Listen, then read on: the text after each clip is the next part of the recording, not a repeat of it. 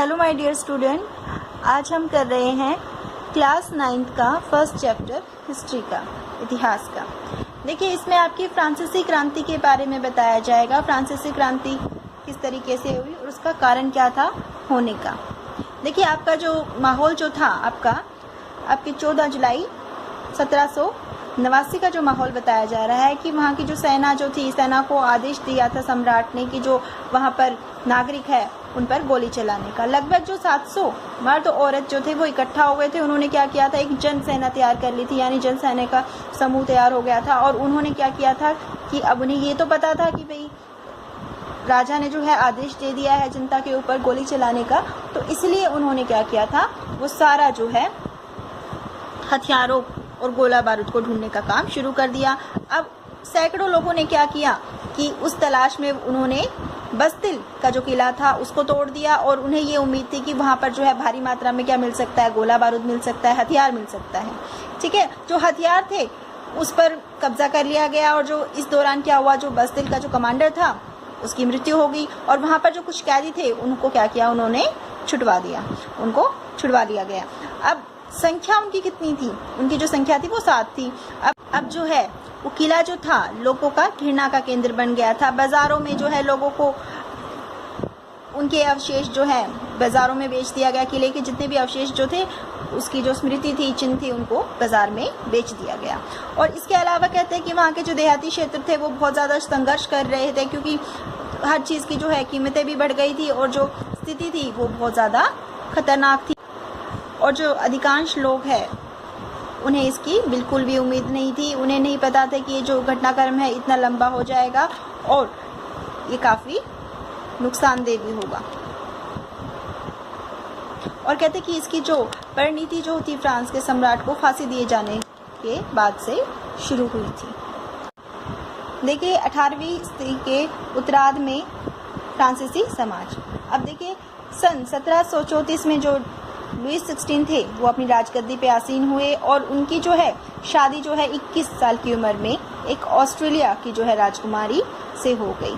अब उस समय क्या था, जब वो शासन करने बैठे थे तो उनकी जो राजकोष था वो बिल्कुल खाली था। उन्हें जब राजकोष मिला तो वो क्या था, खाली था। और जो बहुत सारी चीज़ें जो है, विशाल महल और राज दरबार है, बहुत सारी फिजूल खर्ची जो है उस पर होने लगी थी। यानी ये सब जो चीज़ें थी वो तो होती ही थी, लेकिन इसका जो है बोझ बढ़ने शुरू हो गया।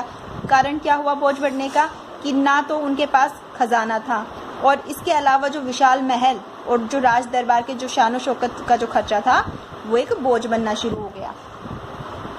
अब इसके अलावा कहते हैं कि यहाँ पर जो है लंबे समय से युद्ध चलने की वजह से भी जो है काफ़ी जो स्थिति है वो काफ़ी ख़राब हो गई थी और जो है कर्जदार जो है अब जो है 10% ब्याज की मांग करने लगे थे। यानी जो उस वक्त जो आर्थिक स्थिति थी वो बहुत ही ज़्यादा खराब थी। कहते हैं कि जो फ्रांसीसी सरकार है वो क्या करती थी, अपने बजट का बहुत बड़ा जो हिस्सा होता था दिनों दिन बढ़ते जा रहा था, जिसपे जो है उनको कर्ज चुकाना जो है मजबूर थी।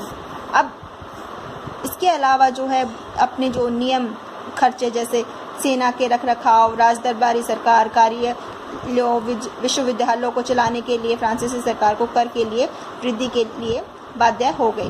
देखिए, अब ये सारी चीज़ों की जो रिक्वायरमेंट थी वो बहुत ज़रूरी थी। यानी आपका जो है सरकारी खर्च के लिए भी पैसा चाहिए, सेना के लिए भी, दरबार के लिए भी, कार्यालय और विश्वविद्यालय के लिए भी पैसा चाहिए। इन सभी के खर्च के लिए जो है पैसे की बहुत ज़रूरत थी। तो फ्रांसीसी सरकार जो थी इस सब के लिए बाध्य थी, यानी इन सब की जो है खर्चे करना उसकी मजबूरी था और मजबूरी भी था और उसके पास पैसे भी मौजूद नहीं थे। देखिए, उस वक्त जो है वहाँ का समाज जो है 3 भागों में बटा हुआ था, 3 स्टेट में बटा हुआ था। एक तो था प्रथम और द्वितीय और तृतीय। प्रथम में थे, प्रथम वर्ग में जो आते थे, देखिए प्रथम वर्ग जो था 3 स्टेट में बटा हुआ था, प्रथम स्टेट, द्वितीय स्टेट, तृतीय। देखिए, प्रथम में जो थे पादरी वर्ग शामिल थे, आपके द्वितीय में कौन थे, कुलीन वर्ग शामिल थे और तृतीय में क्या थे, बड़े व्यापारी और जो है आपके अदालती काम करने वाले व्यक्ति, वकील आदि शामिल थे। किसान और कारीगर, छोटे किसान, भूमिहीन, या फिर मजदूर, नौकर, ये लोग शामिल थे। इस तरीके से जो है समाज को उन्होंने 3 भागों में बांटा हुआ था।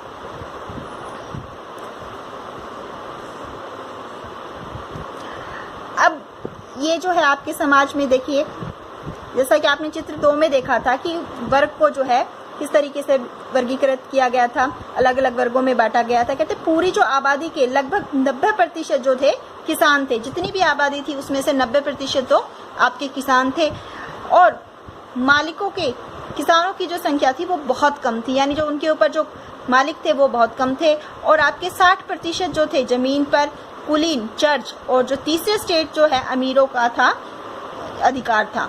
और प्रथम जो स्टेट था वो कुलीन वर्ग यानी आपके पादरी लोग इसमें शामिल थे। इन सभी इस तरीके से जो है इनको 3 भागों में बांटा हुआ था। अब जो किसान जो थे, किसानों से जो है संपत्ति जो क्या करते थे वो कर वसूल करते थे, यानी उनको जो है कर देना पड़ता था।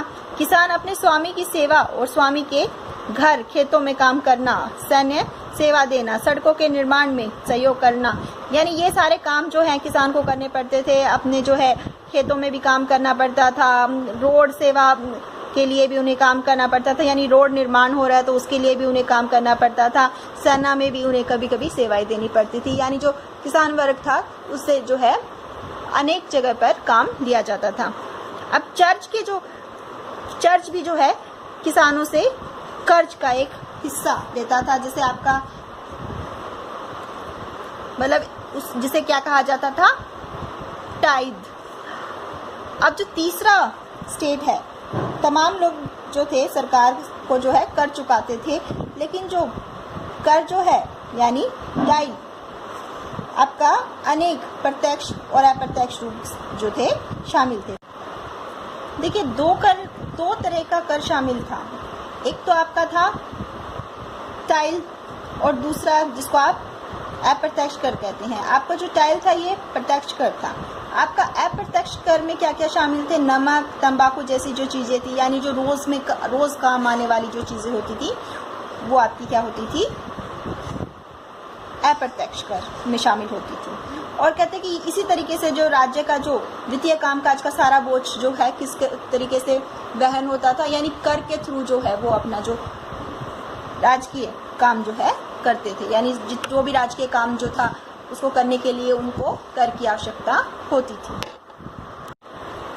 अब बात करते हैं जीने का संघर्ष। देखिए अब जो है उस दौरान जो है जीने के लिए काफी जो है संघर्ष किया जा रहा था। जैसे आपकी जो जनसंख्या है वो 1715 में जो 2.3 करोड़ थी, लेकिन 1789 में वही बढ़कर कितनी हो गई, 2.8, यानी आपकी जो जनसंख्या है वो ज्यादा बढ़ रही थी। उत्पादन जो होना चाहिए जितना वो नहीं हो रहा था, उत्पादन जो है वो कम हो रहा था और जनसंख्या काफी तेजी से बढ़ रही थी।